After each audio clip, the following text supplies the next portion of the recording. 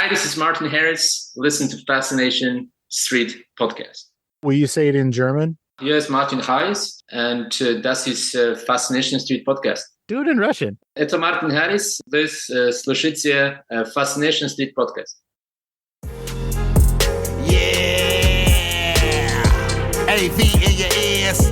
That's Ambush Being giving you this audio visual down the most interesting street in the world. With my boy Steve, Fascination Street. You already know. Let's get it when you whip in the Fascination Street. What do you... Welcome back, Streetwalkers. This episode is with Charles Agron. Charles is a writer, producer, and actor. Wait for it, he's also a distributor. In this episode, we talk about how Charles went from pre-med, pre-law, a lobbyist in Washington, D.C. What? And then he chucked it all and said, you know what? I'm going back to Hollywood. And that's when he became all of these things. He was taking some acting classes in D.C., but I think that was just because he was homesick. So we talk about how he came to be a writer. We talk about how he came to be a producer and why he feels the need to write films rather than go on a million auditions to be in them. We talk a little bit about one of his first films that he produced and wrote. It's called Monday at 11:01 a.m. We do talk a bit about that. It's a horror film. We also talk about a film that his production company acquired and released. It is called Last Call, starring John Malkovich and Reese Ifans. We also talk about how the COVID pandemic affected the release of that film. That film was hitting the theaters the week that COVID shut everything down. And so we talk a little bit about what that did for the box office numbers and what it did for the morale of Charles himself. We do take a little bit of a detour towards the end about storytelling and what you can do with people's time and how important it is to acknowledge the exchange that is creativity versus time.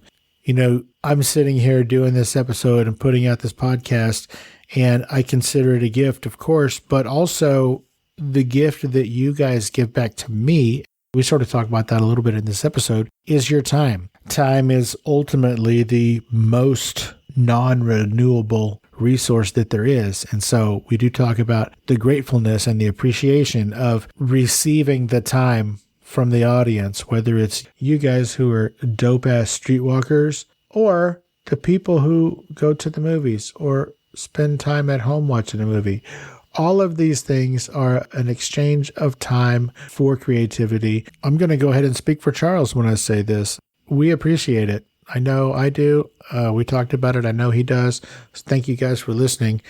The day we recorded this, he has a film hitting over 150 theaters nationwide. It is called Altered Reality. Charles wrote it, Charles produced it, Charles acts in it, and Charles distributed this film. Besides Charles Agron, this film stars, wait for it, Tobin Bell, who is Jigsaw, Lance Henriksen, you might remember he had that alien coming out of his tum-tum, and in one of his last on-screen performances, the legend, two-time previous guest of the show, an American icon, Ed Asner. I can't wait to see this film. It is directed by Don E. Fauntleroy and distributed again by K Street Pictures.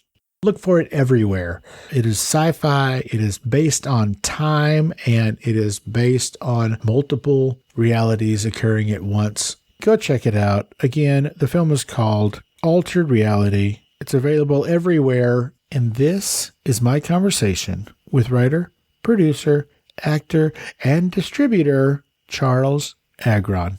Prepare to be fascinated. Prepare to be fascinated. Prepare to be fascinated. Welcome to Fascination Street Podcast, Charles Agron. How you doing today, man? Great. I'm excited. There's a lot going on, and I'm happy to be here. Dude, you have so much going on. As a matter of fact, as we record this, in over 150 theaters nationwide, you have an opening of your film. Is it Altered Reality? Altered Reality, hitting the theaters nationwide. I'm still blown away. I'm so excited about it. Okay, so you're the writer, producer, and you star in this film as well. Tobin Bell, Lance Henriksen, and Ed Asner, the late, great, two-time previous guest, Ed Asner. Is this his last thing that's going to come out? Do you know?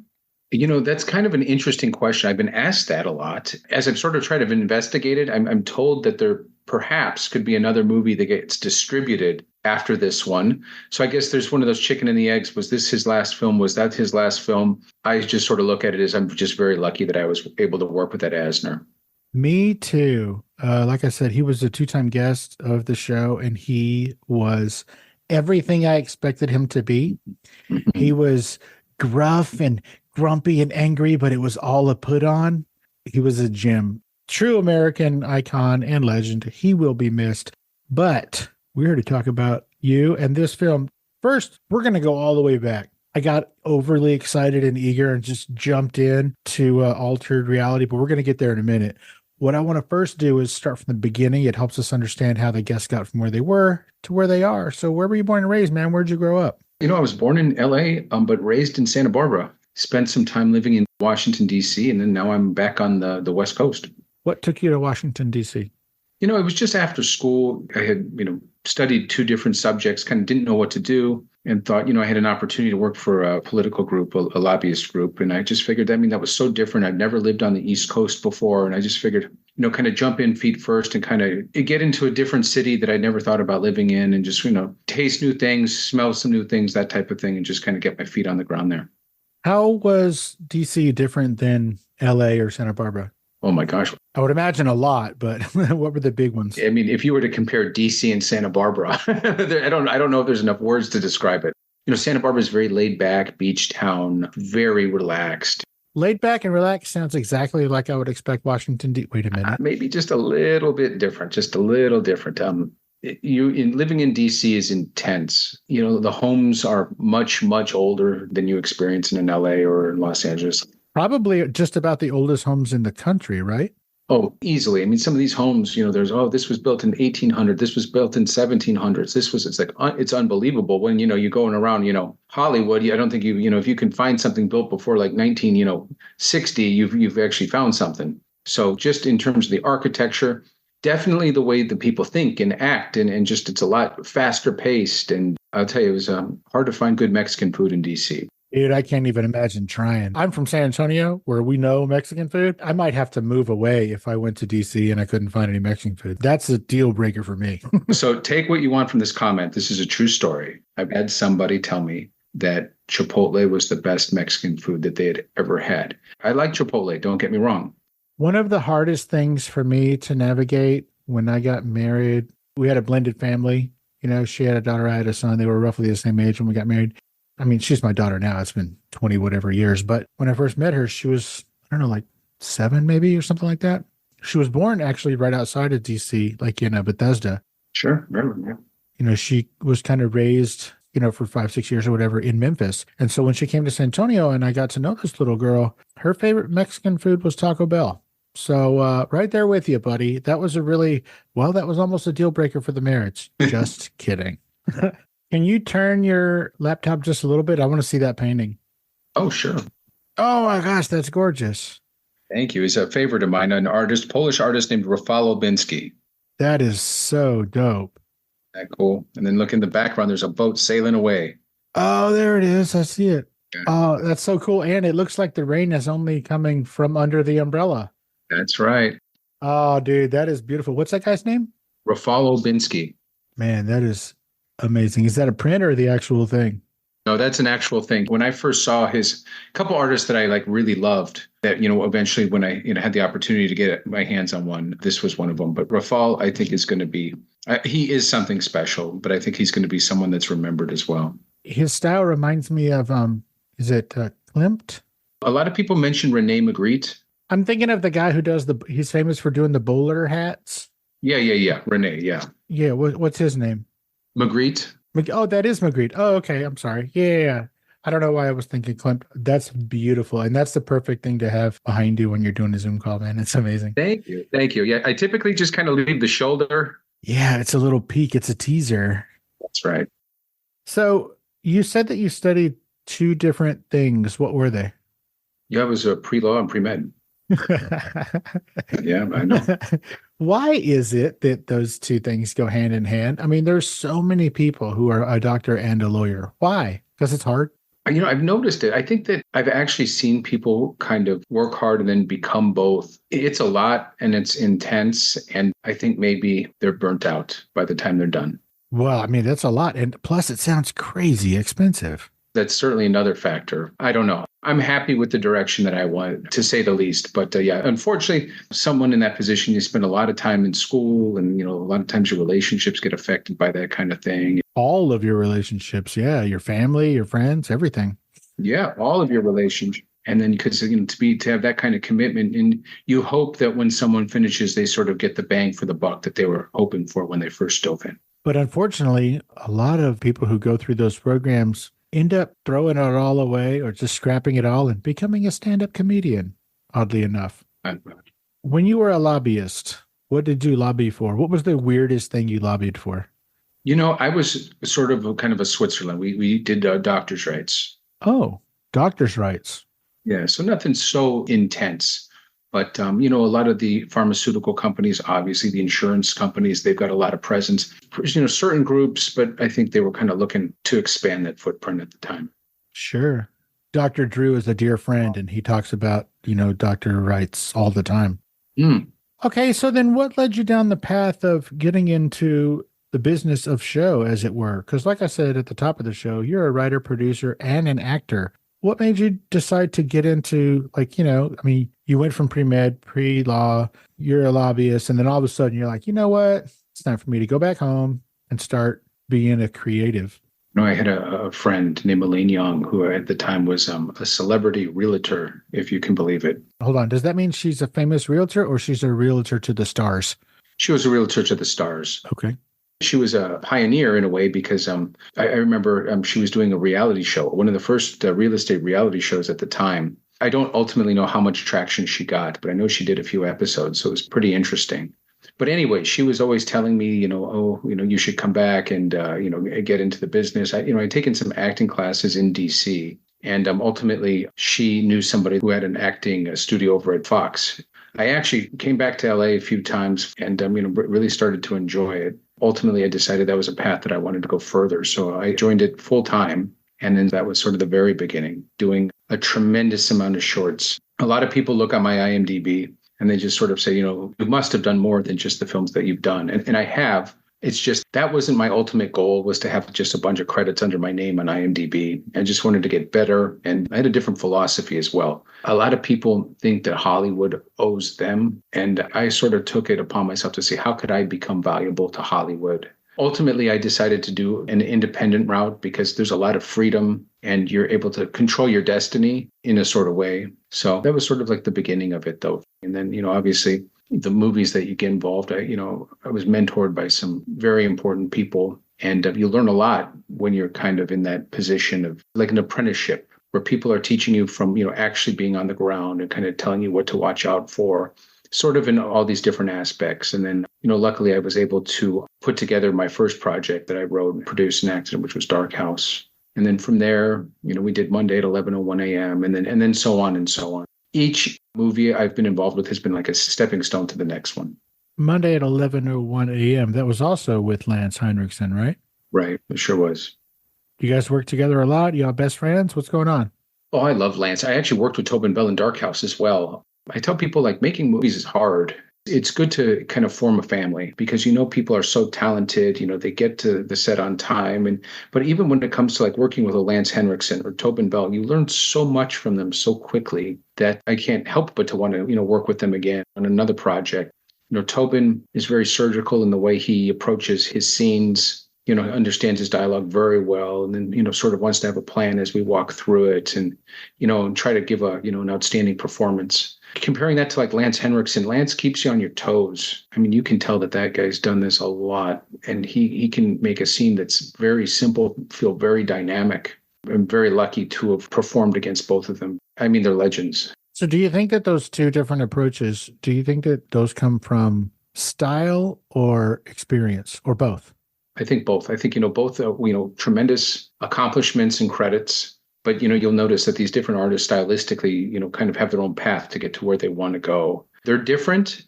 Both are right. It's just a different experience when you're performing against them because of their approaches.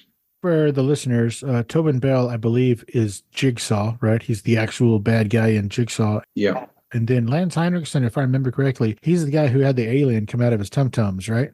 He was an alien. He's been, I believe, in the Terminator. I mean, I think he's been in something like 275 movies. Guy's been in one or two flicks. One or two, indeed.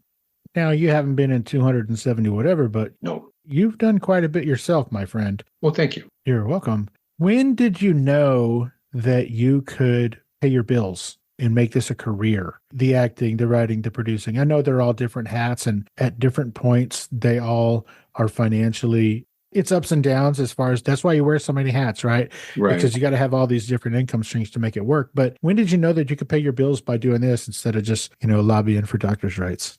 Oh, I think probably around Monday at 11:01. Oh, like this last Monday? No. The movie. Oh, I got you. Sorry, the movie. Yeah, no. Just- I completely walked into that one. But yeah, after Monday at 11:01 a.m., I had enough relationships with, certain outlets, distribution outlets. I put together my own distribution arm and filmed it. I mean, that was a smaller film and it performed. From there, certain doors opened. Now, I heard a story, and I'm sure I'm going to get it a little bit wrong, and you've probably heard it before, but I heard a story that Quentin Tarantino was giving a talk at a film school. It was, a whole crowd of people, and he said, hey, who wants to be an actor? And everybody raised their hand. And he said, who wants to be a director? And half the people raised their hand. And he said, who wants to be a producer? And, a third of the people raised their hand. And then he said, who wants to be a distributor? And nobody raised their hand. And then he said, look around.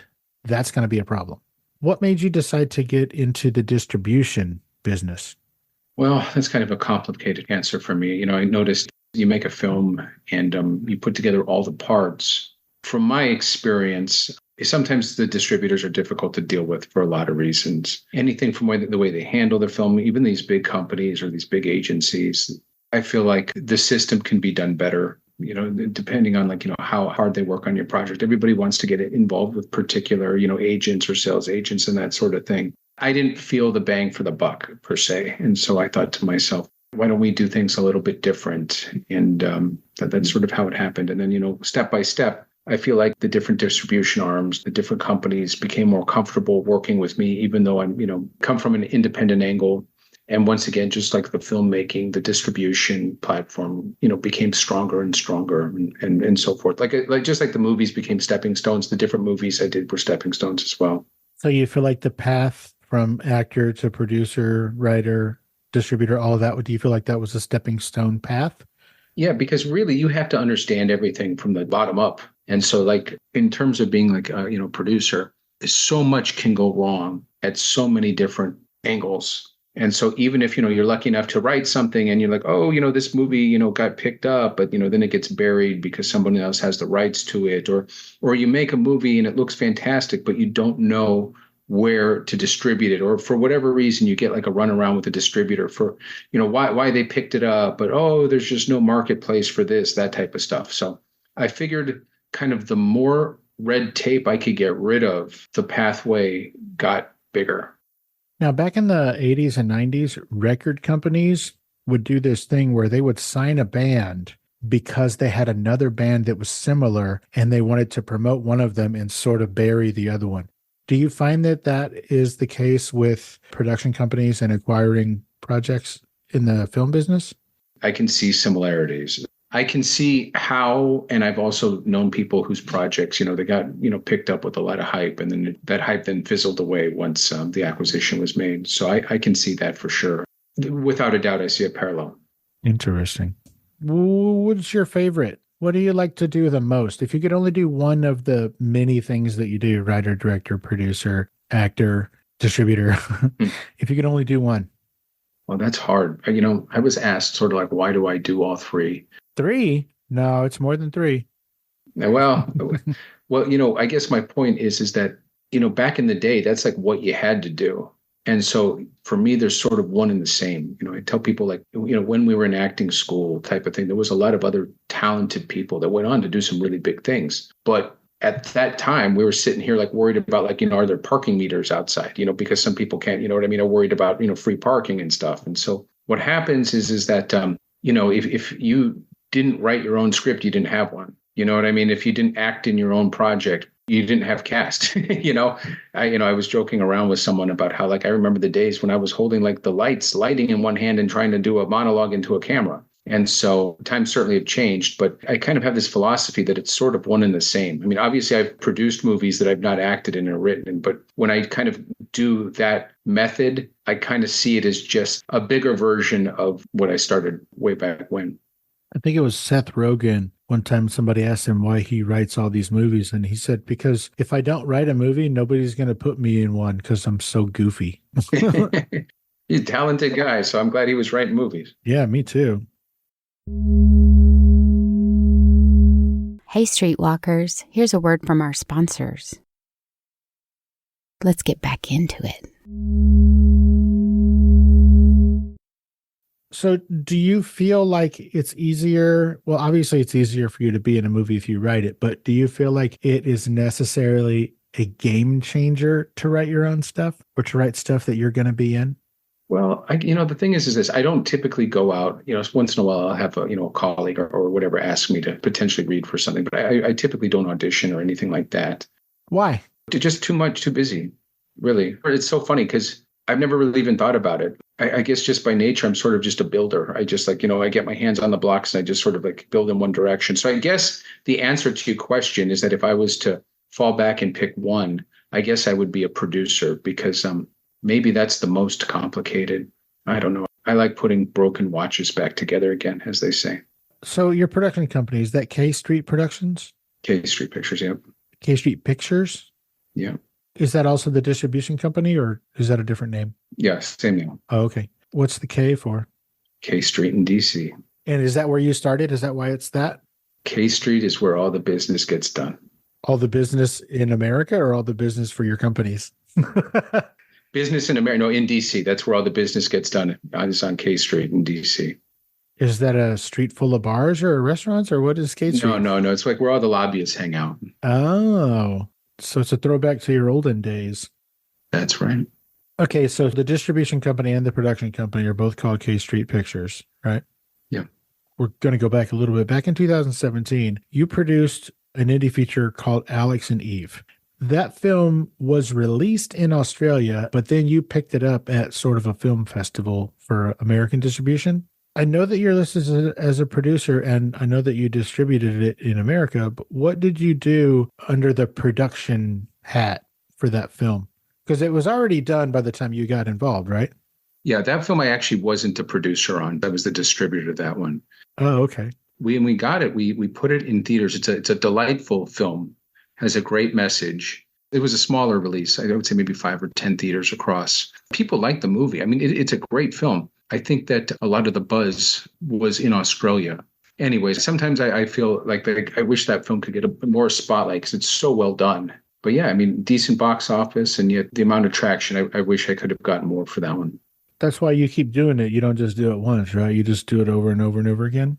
Yeah, and it's so interesting because even like particular films that it's like once they're made and they look great, sometimes the audience just doesn't resonate to them. It's interesting. Yeah, and then sometimes the audience doesn't find it until way later. Yeah. Like there's so many movies that came out and flopped, but then went on to be huge later. Like I think it wasn't a flop, but I think the first Bourne movie, I think it was the Bourne Identity or whatever, that movie did okay in the theater, but it didn't really hit its stride until it hit Blockbuster, the video store. And then it was like the biggest rental of all time or something. It's just so weird how we never know when something is going to hit or what's going to make it hit, what's going to bring it into the light. But kudos to you for just keeping on rolling, whether it did as well as you wanted or whatever, you just move on to the next one. How come you never quit? Oh gosh, that's a hard one. It's a complicated industry. And I think that's what always kind of keeps my attention. But I feel like at every level, we were just sort of getting more sophisticated. And like I said, more doors kept opening up. Everybody's going to take some bumps on their chins, but the relationships getting better, kept getting stronger in terms of all capacities, in terms of, like I said, the vendors we did business with, for distribution, from, the AMCs who put out my projects theatrically, or even in terms of the talent, or even the relationships of working with crews and, particular actors, it just got stronger. And ultimately, it just felt like we were on an upward trajectory. So I would never in any circumstance kind of get off the train at that point. That makes sense. Tell me about Last Call. Last Call is a tremendous movie. It was so well acted, looks great, tremendous performances. John Malkovich, Rhys Ifans, won some awards. I remember it came out just sort of right when COVID was coming out, and I'll never forget this. And I remember getting the phone calls that, all these theaters were closing down because of COVID. I think that film is, like, in some ways, is just such a wonderful artistic masterpiece. It's the last days of Dylan Thomas, the very famous poet, and sort of like the drama and the stress and the regrets that he dealt with at the very end. Now, when you talk about films that sort of get their traction sort of after the fact, I could certainly see like a Last Call being in that realm, because it's a tremendous movie, and very proud of it. So that was hitting theaters right when theaters were closing? Oh, I'm telling you, the Monday before the Thursday, 2 states closed all theaters. Whoa. Well, that's got to do something for your morale. Well, I'll tell you this, like you said before, these type of circumstances happen, and you have to know that, especially like in the movie business.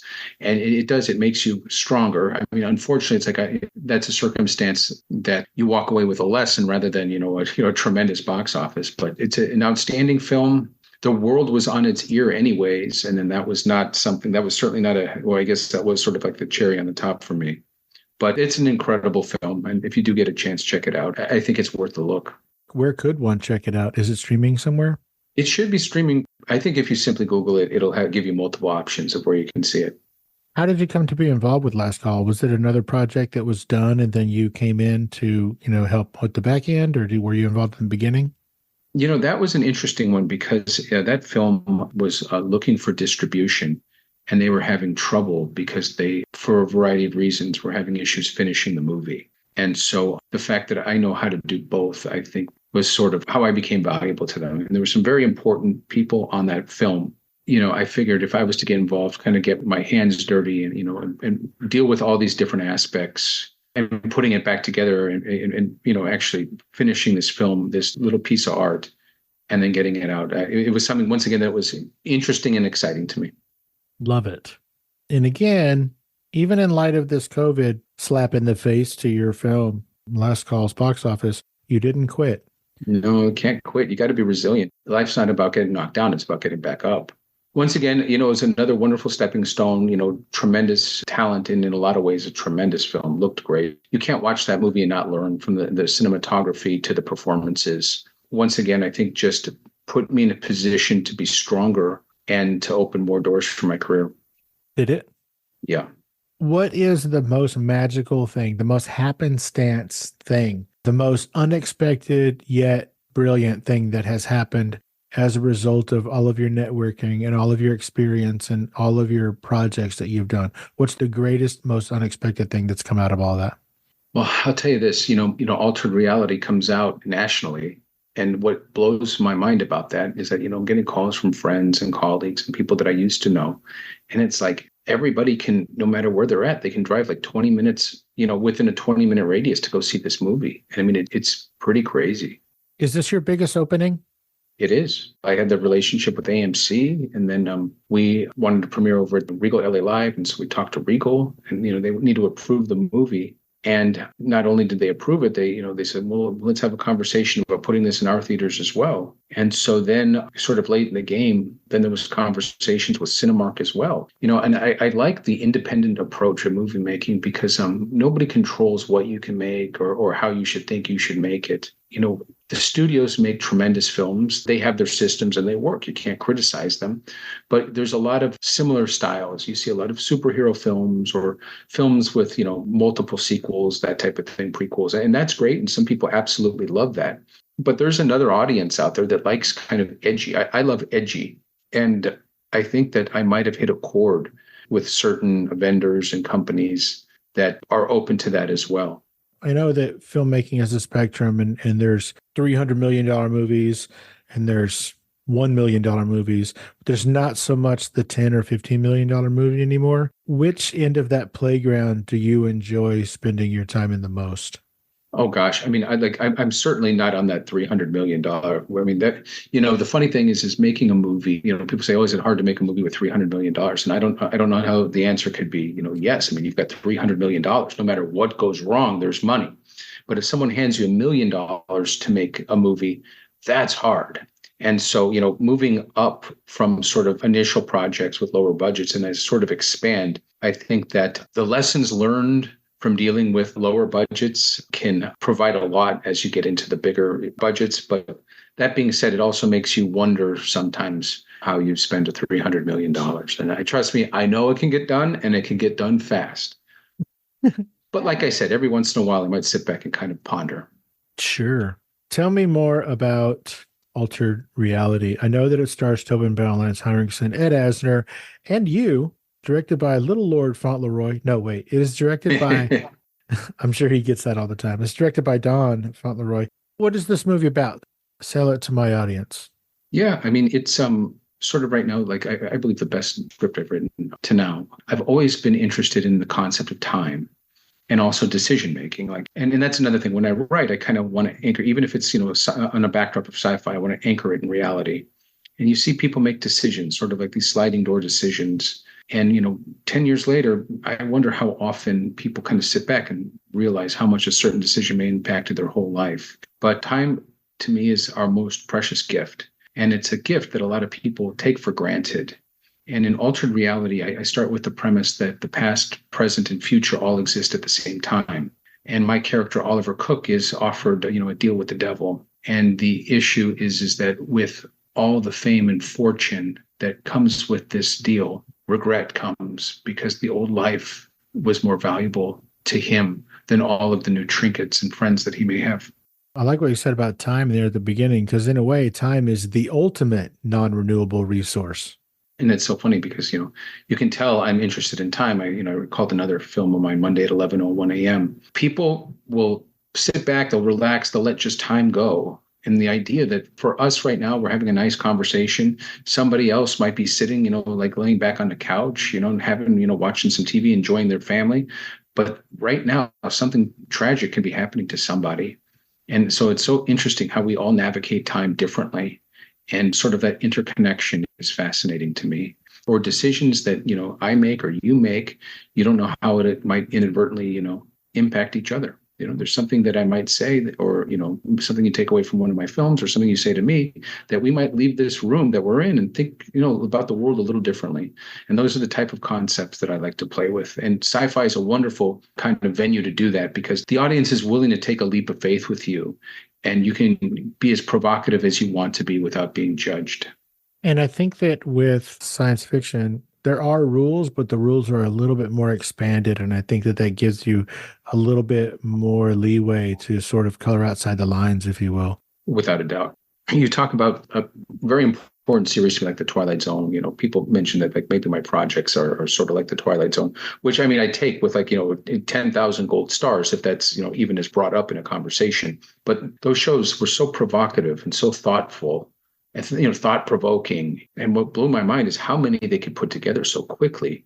Those are the type of things that impacted me. It's like sometimes, and something that I want to achieve in my movies, is that you walk away thinking, but not necessarily about one of the scenes in the film. Well, if it is one of the scenes in the films, that's great. But kind of maybe pondering, where you are in your life and kind of what you're doing, maybe just a little bit differently. Now, maybe it won't change, but maybe it'll give you a pause. And, just trying to impact the viewer. That's very important to me.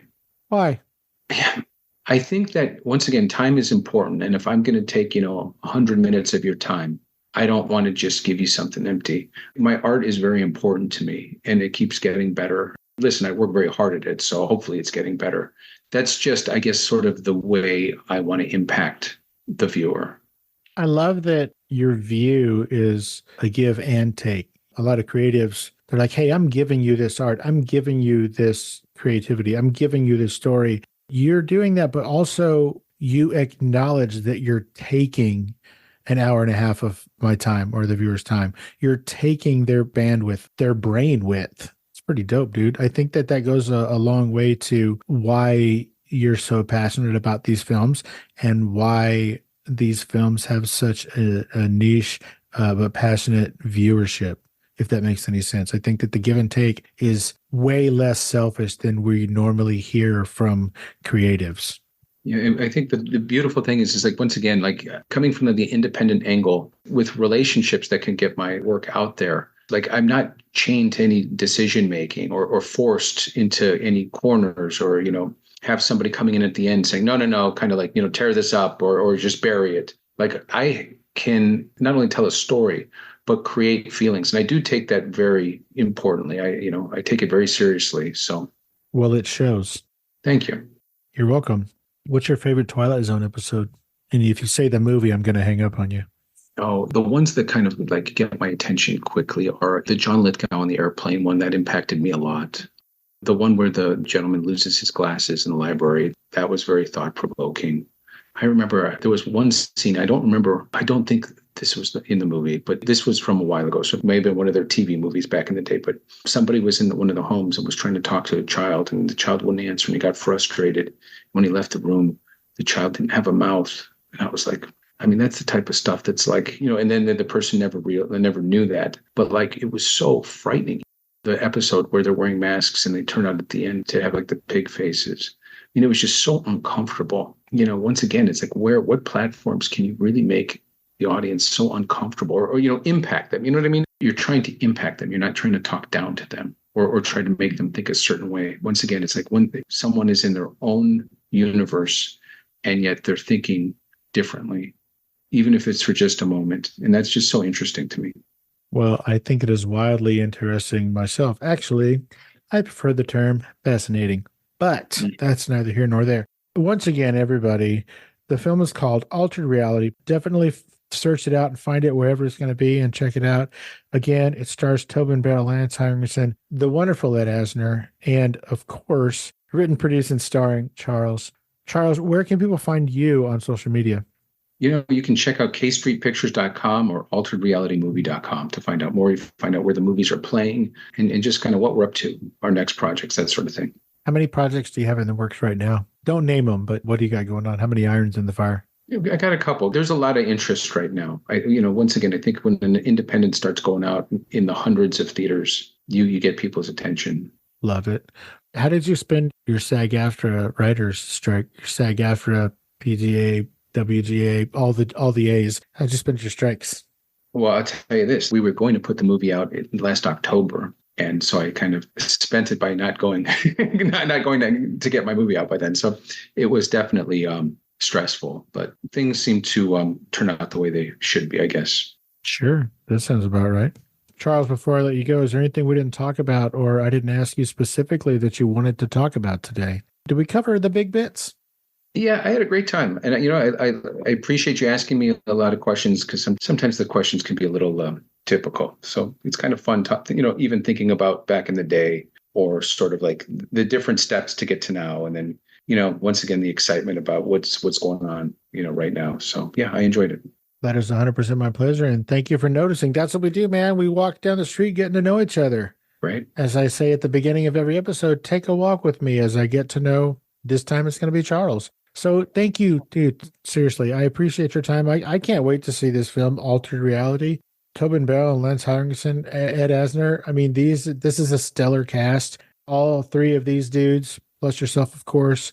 I mean, you guys have a batting average like you read about, my friend. So keep up the good work. I wish you all of the luck and success. I hope that it stays in 150 theaters and then goes to 200. I hope it just to the moon, Alice. Thank you.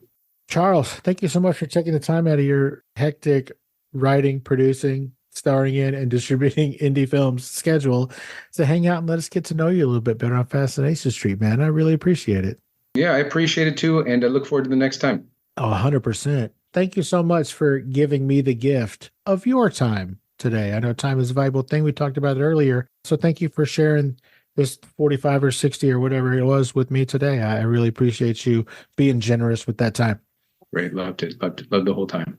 And again, dude, thanks for the art school on that painting behind you, dude. That's so rad. I'm glad you liked it. I appreciate you, man. You have a great weekend, and I will talk to you later. Look forward to it. Talk to you soon. Thanks, Charles. All right. Bye-bye. Bye-bye.